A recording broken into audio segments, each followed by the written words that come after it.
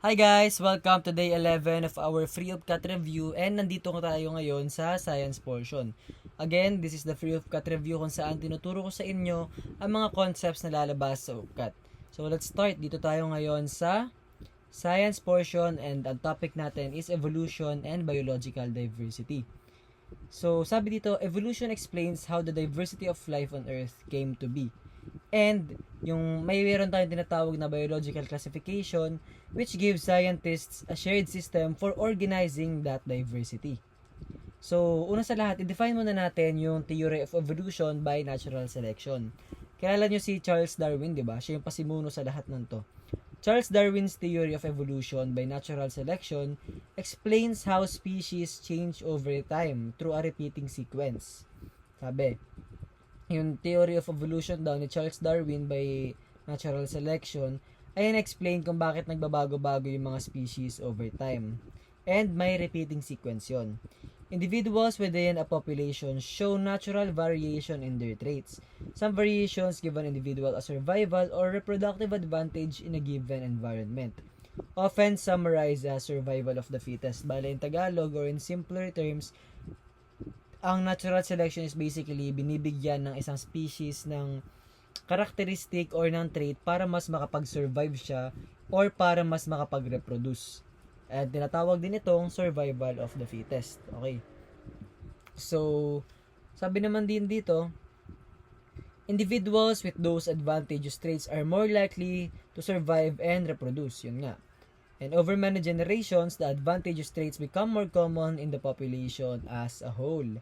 A crucial distinction to keep in mind, guys. Sabi dito, natural selection does not mean individual organisms change or adapt during their own lifetime.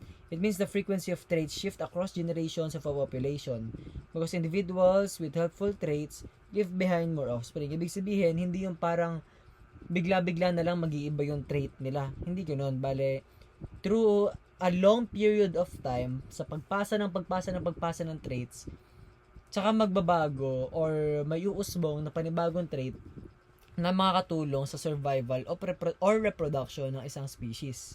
Gets yun? So, dito naman tayo para i-discuss natin kung may ebidensya ba talaga ang evolution. Evidence for evolution. Several independent lines of evidence support the theory of evolution. Marami yan, guys. Ito yung mga yon. The fossil records na meron tayo, homologous structures, and DNA or molecular similarity between species. So, i-discuss natin yan isa-isa. May mga fossil record, guys, na pinapakita na nagbabago-bago, slowly but surely, yung mga form ng iba't ibang species over time.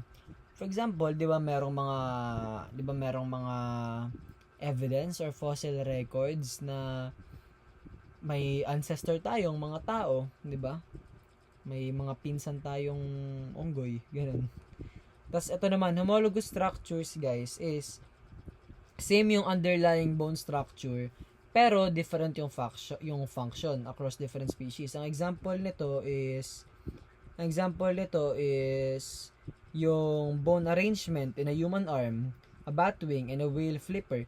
Like magkakaparehas yung parang bone structure ng kamay ng tao, yung pakpak ng panike, o kaya yung flipper ng balyena.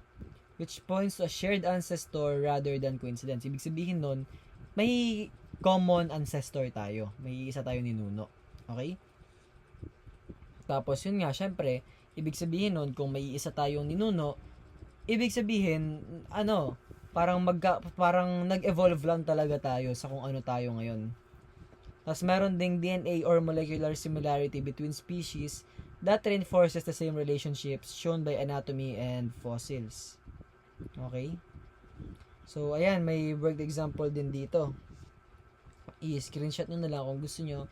And if you want to obtain this reviewer, then kindly DM me in whatever platform you're seeing this in. Kung nasa YouTube nyo to ang pinapanood, pumunta lang kayo sa description, tapos nandun yung contact details ko. Pumunta lang kayo doon para makuha nyo to mga reviewer na to. So, okay, dito naman tayo sa number 3. Taxonomic classification. Ito, favorite ko to. Bale, 'di ba alam niyo yung etong mga to, domain, kingdom, phylum. Okay, so una muna. Biological diversity is organized using taxonomic classification. And from broadest to specific, it goes like this.